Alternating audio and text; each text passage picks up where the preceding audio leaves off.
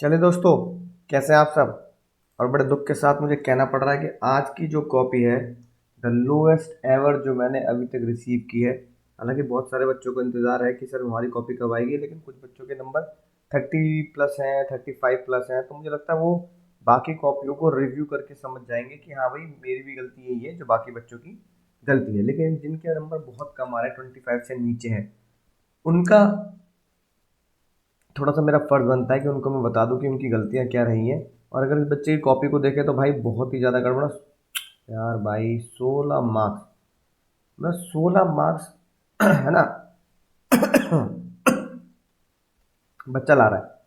अगर देखें तो पहला क्वेश्चन बहुत सही अटेम्प्ट किया है ना, 16 मार्क्स के अकॉर्डिंगली अगर देखा जाए तो मतलब 6 तो इसी में ही आ रहे हैं। सॉरी, थोड़ा गला खराब है, 6 तो इसी में ही आ रहे हैं, है ना। फिर क्वेश्चन नंबर 2 में 3 मार्क्स हैं, 3 में 2 मार्क्स हैं, यानी सबसे कम नंबर एक तो मुझे दिख रहे हैं क्वेश्चन नंबर 3 में, है ना। पता नहीं क्या लिखा है, जिसमें से अगर आप देखो तो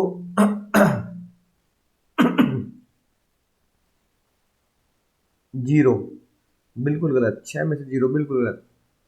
बहुत ज़्यादा नंबर है ना, 0 0 की तरफ बढ़ रहे हैं। उसके बाद अगर देखा जाए तो 4 तो खैर चलो किया ही नहीं, पांचवा क्वेश्चन सबसे कम मार्क्स वो पांचवा क्वेश्चन में ही है। तो एनालिसिस करते टाइम पे क्वेश्चन नंबर 5 को ही चेक कर लेते हैं, क्यों इतने कम मार्क्स आ रहे हैं, क्यों इतने कम मार्क्स आ रहे हैं। 4 में से 0 आ रहा है, सिर्फ आधा नंबर, 0 नंबर, है ना, 0 नंबर और 0 नंबर, राइट। तो बहुत कम मार्क्स है 5 में और क्वेश्चन नंबर 2 में। तो क्वेश्चन नंबर 5 और 2 को एक बार एग्जामिन करें तो पता लगेगा कि क्या दिक्कत है ना। तो क्वेश्चन नंबर 6 बालक ने कहाँ किया है, थोड़ा सा एक बार ढूंढना पड़ेगा भाई। बहुत ज़्यादा पेज पेज इतने पेज क्यों छोड़ रखे हैं, ये एंड के ही मुझे लग रहा है पेज छोड़े हैं। क्वेश्चन नंबर 5 और 3 को हमें चेक करना है। तो क्वेश्चन नंबर 1 है तो फिर भी चलो कुछ कुछ लिखा है तो नंबर इसमें ठीक आए। क्वेश्चन नंबर 2 है ना, हमारा मुद्दा है क्वेश्चन नंबर 3 पे जाने का। यह है क्वेश्चन नंबर 3। सॉल्यूशन 3 का ए पार्ट अगर देखें, सॉल्यूशन 3 का अगर बाबू ए पार्ट अगर देखें ठीक है, तो ये देखो बिल्कुल जो भी लिखना था वो बिल्कुल ही गलत लिखा है। यानी क्वेश्चन में पूछ कुछ और रहा है, तुम लिख कुछ चाह रहे हो, यानी कि तुम्हें पता ही नहीं प्रोविजन क्या है। यानी गलती क्या है, क्वेश्चन की अंडरस्टैंडिंग ही नहीं है, नो अंडरस्टैंडिंग ऑफ क्वेश्चन। जब तक क्वेश्चन को ही, है ना, अंडरस्टैंड नहीं करोगे तो भाई पता कैसे लगेगा। ठीक है, कोई कोई मुद्दा नहीं, है ना। अंडर तुमने क्वेश्चन ही समझा नहीं, अगली बार ऐसा तुमसे कह रहा है भाई ये लिख क्या रहा है, मुझे कुछ समझ में नहीं आ रही बात। यानी कि एकदम कुछ भी तुमने लिख दिया, है ना, बिल्कुल गलत लिखा, क्वेश्चन गलत, क्वेश्चन गलत। फिर आया भाई, है ना, क्वेश्चन नंबर बी का ए पब्लिक कंपनी। ठीक है, क्वेश्चन क्या है कुछ और रहा है, तुम कुछ लिख कुछ और रहे हो। तो यानी एक बात देखो, मैं तुम्हें दिखा देता हूँ तुम्हारी गलती। यानी तुमने क्वेश्चन नंबर 3 की बात करते हैं। अब क्वेश्चन नंबर 3 ये ना, पार्टनरशिप। ठीक है, बात किसी कर रहा है वो, बात बाबू किसी कर रहा है, बात कर रहा है वो, है ना, सेक्शन 18 चलो, है ना, फिर 25 और 26 की लाइबिलिटी टू थर्ड पार्टी। तुम पता नहीं क्या लिख रहे हो। अच्छा, दूसरे क्वेश्चन में तुम लिख रहे हो पब्लिक कंपनी, बात किसी कर रहा है वो, बात कर रहा है वो पीएफआई की। क्वेश्चन में भी पूछ रहा है वो पीएफआई के बारे में, पीएफआई का क्वेश्चन पूछ रहा है। चलो सेक्शन नहीं लिखा कोई बात नहीं, पर पीएफआई के बारे में जो लिखा है वो तो जानो, पीएफआई क्या होती है। ठीक है, पीएफआई उसके हिसाब से, है ना, ये उसका शेयर बैठता है 68%। ये लिखना था कि जो ये बनता है ये, और 51% पेड अप शेयर कैपिटल और कंट्रोल होते हैं सेंट्रल गवर्नमेंट के द्वारा, वो पीएफआई होती है। एग्जाम्पल के तौर पे हमारे देश में ये 5 तरह के पीएफआई देखने के लिए मिलते हैं, इतनी सी बात लिखनी थी। अब पीएफआई तुमसे पीएफआई पूछ रहा है, क्वेश्चन साफ पीएफआई पूछ रहा है। जब वो पूछ रहा है पब्लिक फाइनेंशियल इंस्टीट्यूशन, तो तुम भाई पब्लिक कंपनी क्यों बता रहे हो, पब्लिक कंपनी क्यों बता रहे हो। बताओ, यानी कि क्वेश्चन पढ़ा ही नहीं, है ना, ना अंडरस्टैंडिंग है क्वेश्चन की कि क्वेश्चन पूछ क्या रहा है, ना ही क्वेश्चन की रीडिंग है कि क्वेश्चन पढ़ना क्या है। नंबर कैसे मिलेंगे भाई? पूछ रहा है पीएफआई, लिख रहे हो पब्लिक कंपनी, फिर कह रहे हो सर मेरे को नंबर नहीं मिल रहे।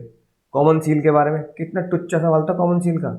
एक डायरेक्टर, एक कंपनी सेक्रेटरी या दो डायरेक्टर अगर साइन कर दें तो कॉमन सील की रिक्वायरमेंट नहीं है। ये क्या वर्ड है भाई? Now days. लॉ में कई वर्ड लिखे हैं नाउ डेज? वर्ड लिखे हैं, है ना। अपने शब्दों को लिखने से कोई फायदा नहीं है, क्वेश्चन की अंडरस्टैंडिंग करनी पड़ेगी, फिर क्वेश्चन का सॉल्यूशन दिमाग में फ्रेम करना पड़ेगा, ठीक है ना।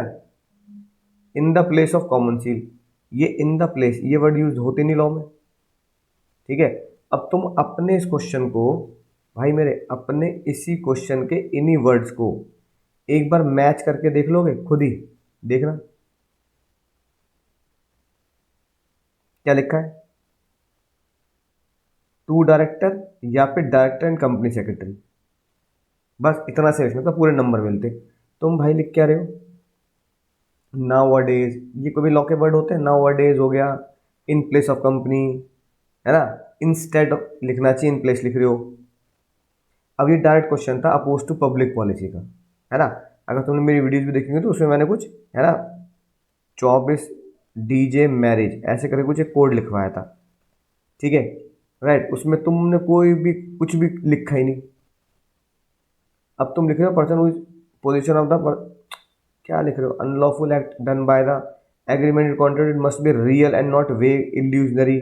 अब लिख रहा है वो पब्लिक पॉलिसी के बारे में, क्या पूछ रहा है? पब्लिक पॉलिसी के बारे में, पब्लिक पॉलिसी पूछ रहा है। पब्लिक पॉलिसी के अगेंस्ट क्या बातें होती है? Trading with enemy, stifling prosecution, भाई सेक्शन 23 है ना ये सब चीज़ें।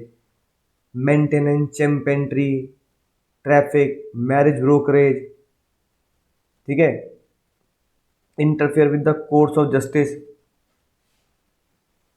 राइट।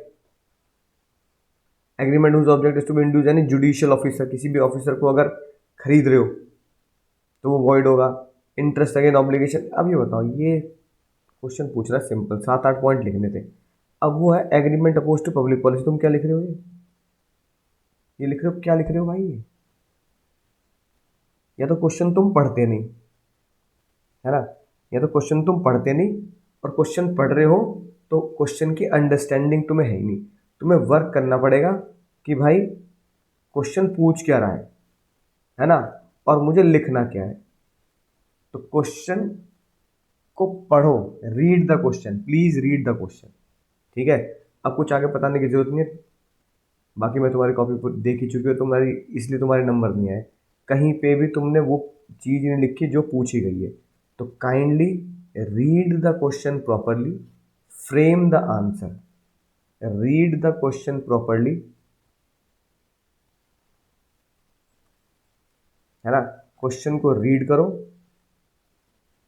आंसर की लीगल लैंग्वेज को अपने दिमाग में रखो, है ना, और उसके लीगल लैंग्वेज के हिसाब से फ्रेम करो, तभी नंबर मिलेंगे, अन्यथा भाई नंबर नहीं मिलेंगे। वरना बहुत बुरी हालत में फंसे रहोगे ऐसी कि मैंने पेपर तो पूरा भर दिया लेकिन हर जगह कांटा काटा काटा काटा काटा, आईसीआई सिर्फ कांटे लगाता जा रहा है, कांटे लगाता जा रहा है, क्योंकि तुम वो लिख ही नहीं रहे जो आईसीआई लिखने को कह रहा है। बताओ, पूरी पूरे के पूरे क्वेश्चन पेपर में पहले क्वेश्चन को छोड़कर सभी क्वेश्चन में कांटे लगे हुए हैं। रीज़न मैंने तुमने बता दिया, तुम अपने क्वेश्चन को ढंग से पढ़ नहीं रहे। प्लीज़ रीड क्वेश्चन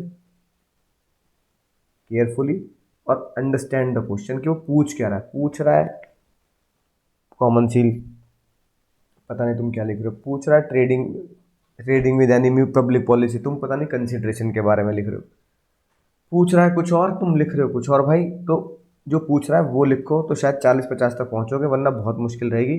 अभी भी वक्त है, सुधर जाओ, फोकस करो अपने काम पर, और मेरे जो कड़े शब्द हैं इनको अपनी बेहतरी के लिए और अपने भविष्य, अच्छे भविष्य के लिए, है ना, समझो कि सर अगर बोल रहे हैं तो मेरी बुराई नहीं कर रहे, मुझे समझाने के लिए और मुझे ऊंचा बनाने के लिए सोच रहे हैं, ताकि अब मैं अगली बार अगर मार्क्स लाऊं तो मेरे जो मार्क्स होने चाहिए वो 16 नहीं, वो मेरे मार्क्स होने चाहिए कम से कम 66, 66, 16 की जगह 66 आने चाहिए। इसी उम्मीद में मैं तुम्हारा वेट कर रहा हूँ, तुम्हारे रिजल्ट का।